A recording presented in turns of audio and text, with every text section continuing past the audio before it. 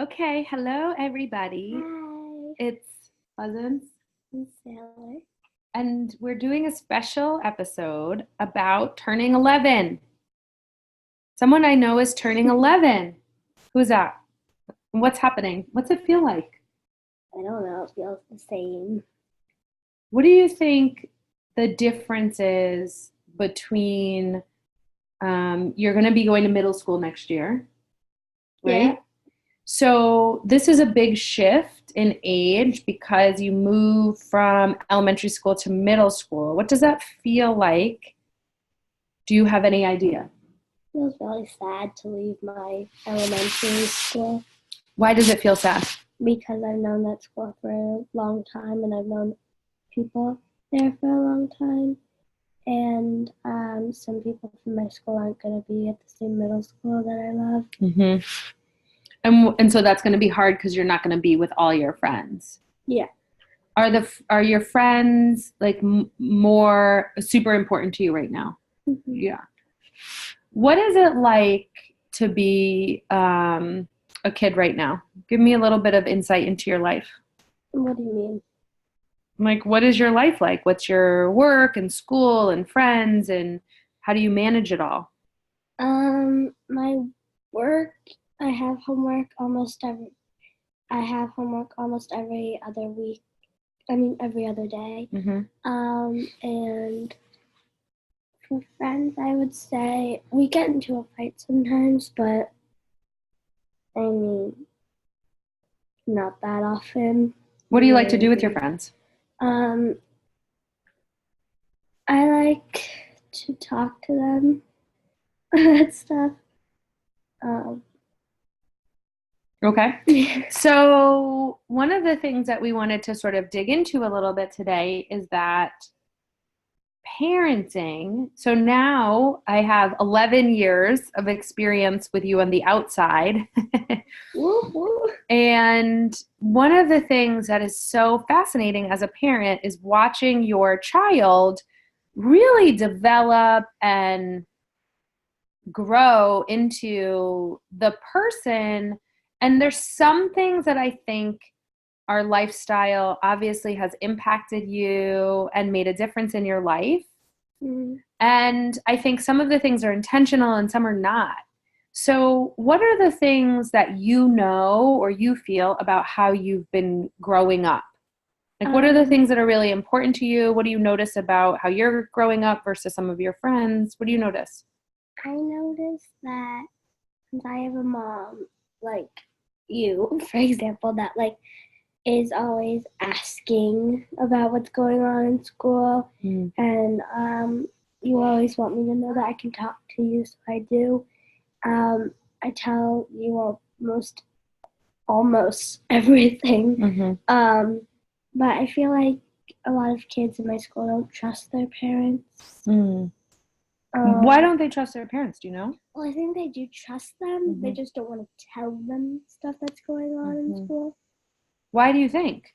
Because it gets a little obnoxious once your mom or your dad starts knowing what's going on in school and they could tell someone to stop, and you don't want them to get into your own business.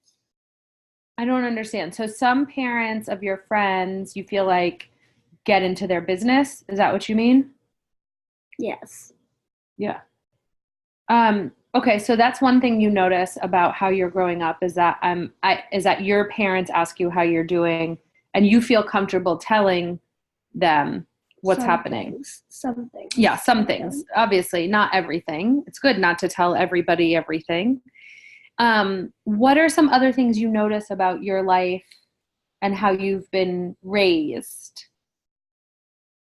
Well, my brother, Milo, he helps me being raised because I understand the difficulties of having a little brother, and one of my best friends does not.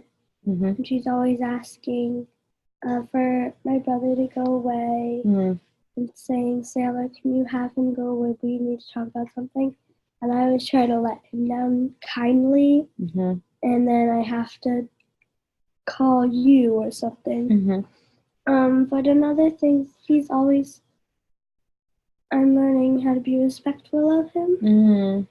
and how to be respectful of people that um, don't really understand their feelings when you're like 6 or 7 or 8 Mm-hmm. or younger. And also, another thing of growing up, since I have dyslexia, someone's mom the other day, one of my friends' moms asked me about my reading because her son has dyslexia and he's very dyslexic. So she asked me about reading and if it ever gets better for him or if it gets better for me. I said, I just listen to audiobooks, but I'm really slow when I actually read an actual book with a hardcover or not a hardcover. Do you feel like you're the only one who has challenges? No.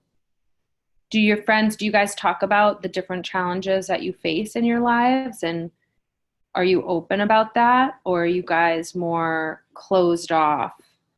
I think we're more closed off with the learning, but with like if we need to tell someone something like important or we feel bad that someone said something about them, we want to tell them just to let them know, but it also causes drama.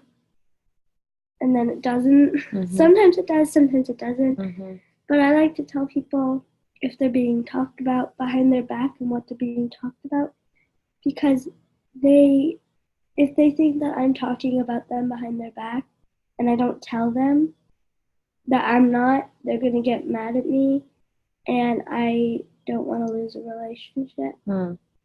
So you were talking a little bit about understanding how different people have different emotions. And one of the things that you noticed about having a little brother is that you're able to kind of see that not everybody's the same, and having a little brother who's working through his emotions helps you understand how to deal with that in other people, right? Not just your brother. Yeah. One of the things that you decided to start this year was a mindfulness club, and you also, starts next week. Next week, a week from today. Yeah. And you also started doing some meditation. So can you, in some of our live classes and for the Lola community, can you talk a little bit about why you're starting this club and why you're doing meditation? Well, I feel like for the club, I feel like people in 5th grade definitely need it because there's a ton of drama at our school, but that's what makes our school, and sometimes it's mean, sometimes it's really nice, but it still makes our school, but I feel like the club represents, you can tell people things, and it also represents calming down from the day and being calm. Why, before you talk about meditation, why is being calm important, or why would you need to do that in your school day? Calming down. Well, we had a whole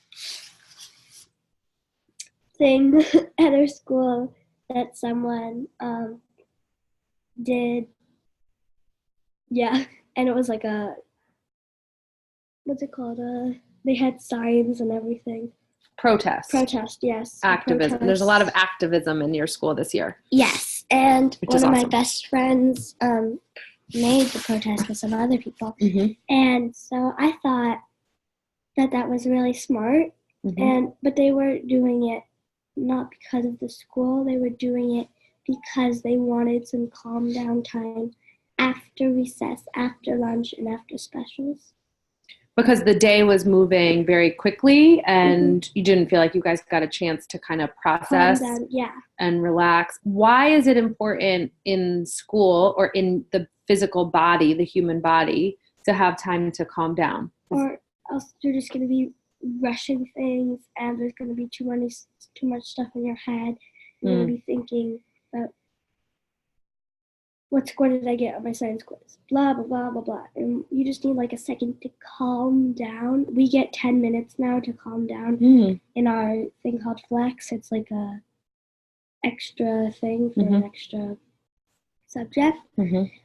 So we get 10 minutes of that to calm down in all of our classes for that Flex period. So the human body, the thing that's really interesting that you guys felt, even though you didn't know this and you didn't say this, is that our bodies, we're not robots. We're not meant to race and rush from thing to thing to thing to thing to thing. And it's not the best way that we learn. It's not the best way that we create, learn, or solve problems. 3 big things that we're doing in school, right? Being creative, solving problems, and learning. And so if we're rushing, what is that face for? Well, we're not really being that creative. You don't feel like you're being creative. No. Yeah. So creativity, though, in order to tap into it, needs that calm process, right? When you're doing art, you're not doing your projects and your paintings by rushing around and doing it really fast. It takes time to develop those gorgeous paintings that you do, right? Okay, so now talk a little bit about how creating the meditations has been. You've done a few on the podcast. Can you talk a little bit about where that inspiration comes from you? Well, I think the inspiration comes from what I'm feeling, and sometimes what I'm feeling other people need. So if I need a little extra love, I say what I'm feeling. Sometimes people really do need it, and then they start crying. But it's just, I feel like it's a nice way to express how I feel to other people.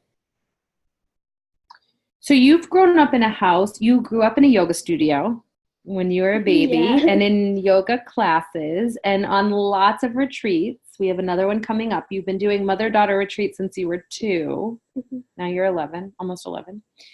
So 9 years. What would you say to a family? Let's say there's a mom listening or a kiddo listening who hasn't had a lot of yoga or meditation or connection time, right? Maybe their mom has like 3 or 4 kids working full time. Maybe she's a single mom. Maybe she's been really busy and has not had time to relax and connect. What would you say they could do now? Where could they start with their own practice? Well, I think you could start by listening to some podcasts about mindful meditation. But not those kid ones that are like, calm down, take 5 seconds and breathe in, out. No, that's not like what do you mean? Tell me the ones you do mean then. Like ones that are like, okay, go to your happy place, blah, blah. Like kind of what I do. I feel like that one's more expressional than the calm down. So more realistic. Yes. That's what you mean. That sometimes some of the kids' podcasts are too fake. Is that what you'd say? Or not real? So you like the ones that are real? Yeah. Okay, so that's one thing. They could find some podcasts that are real. You could get a book on yoga and you could start doing exercising of tree pose, downward dog, candle, all those, and you could start taking 5 minutes of your time and practicing not stressful practice, like you don't have to do this, like you may want to go home, do your homework, and then do it. You could do it before bed. You could listen to a book before bed. That's what I do to calm myself down. But it's also something that I do to just take a second and not think about anything that's school related and just read my favorite series. So reading your favorite books helps you calm down and be in a good place, right? That's something that you found that you love to do, or listening to that series. And coloring while I do it. Coloring. So what about the connection part? What about if a kid or a mom feels like, oh, I really haven't had time to connect with my kid? Are those things that you just said we could do together and that would help? So even if it's just laying in bed together and reading. You could do that, or even if you're a dad, Yeah. or you could lay down with your kid, read Mhm. your book. My dad gets like a book once a day. Mhm. And sometimes he reads to my brother, or he'll lay down, or my mom will lay down with my brother, and my brother will start to fall asleep, and they'll just be rubbing his head and reading. Mhm. So I feel like that's a nice connection because And what about rubbing the feet, right? We do Yeah, that at feet. night. With doTERRA, Mhm. and I feel like that's a nice connection. Or if you guys want to do like a book club family group, Mm. we should do that. Mhm. We picked that book to do too. We were gonna do. Captain Pants. No, the other one. But anyway, yes. Yes. You guys could do a book club group and read the same books at night. You could do like a chapter a night. Before you go to bed, before you go to school, in school. Yeah. Okay, so last thing I want to say, and then I'll open it up for you to ask me some questions about parenting or being a mom for 11 years or the highs and lows of that, anything you want. But over the winter, together, we taught a very special movement class. Mm-hmm. Can you describe to everybody how you saw the movement class, what you experienced, and why you think it's important? What you saw, what you experienced, and why it was important, the Embody class. I experienced a lot of emotions during that, and I just tried to get all of my emotions from the week out and all the drama from the week out. Can you tell everyone what the class, what it was? Just give them a description because they may not know what the class was and what it was. Movement class. Okay, what did we do? You were just dancing on your knees, on your feet. Yeah, it was basically just dancing. But is it choreographed? Like, is someone telling you what to do? Can you tell people what it felt like to be in that room? You wasn't choreographed. It was you do your own thing basically, and no one would judge you on it. Yeah. And we would just I had my eyes closed half the time. Yeah. So I would just move to the beat. Yeah. Okay, so that's what it was like. And the different songs, you have different positions that I would encourage people to do, right? So one song I'd say stay on the ground, and then one song. But some people wouldn't. Totally. You can do more of what you want to do. So you said that it's a way that you got the emotions out. What else did you see and feel in that room? That's going to be very loud. Sorry, she's drinking. I felt understood, and I was the only child there for the two other classes. Mm-hmm. There's three. Mm-hmm. I was the only child there for the second and third class. Mm-hmm. But it felt like the people, if I needed to talk to them, I would, and they would understand, and they would give me a life after that. They would give me oh yeah, I had this when I was a kid. Does that help you feel better when someone says, oh, I felt that too? Yeah. Yeah. What was the structure of it like? So you said there was some movement. Were there other pieces? I remember you in one of them, in the second one, had asked people to draw something. You had asked people to pick cards. So we had some candles and some other pieces. Mm-hmm. How did that feel? Well, and what was that? What was the importance of that? Definitely in the second class when I asked people to draw what they felt, and then we would go around and share it. Mm-hmm. That's just kind of like an opening of how you want your class to be like, or maybe what you're going through, and you would share the card if you wanted to. You pick a goddess card, read it, and those things are stalkers, just saying. So creepy. What do you mean by stalker? They're spot on. Is that what you mean? They're crazy, it's called synchronicity or very connected. What if it wasn't creepy? What if it was powerful? The cards knew us. Would you agree with that? No one, they can't see you. So answer, because it's not video. Say yeah. Yeah. You're nodding your head, but you have to understand people can't see you. So the cards knew us, right? Yes, the cards did know. And they were always quite accurate. Would you say that? Mm-hmm. Yes. Okay. Yeah. So, what does it feel like? Do you know any difference between what it feels like to grow up in that kind of environment? Are a lot of your friends doing this kind of stuff on Friday nights? No. Okay. Nope. I bet they're at home watching TV, or one of my friends really loves Harry Potter. She's probably playing with her cat watching Harry Potter. So why is it important, or do you think it's important to grow up and have an environment like that to put yourself into? It is, because you'll know that there's still some groups out there that still have the same thing that you did as a kid.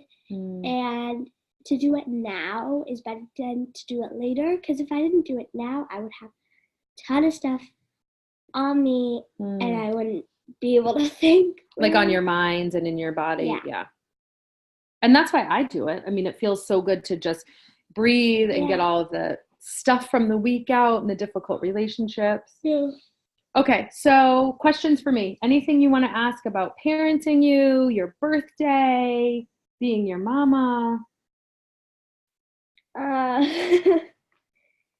What does it feel like to have 2 kids?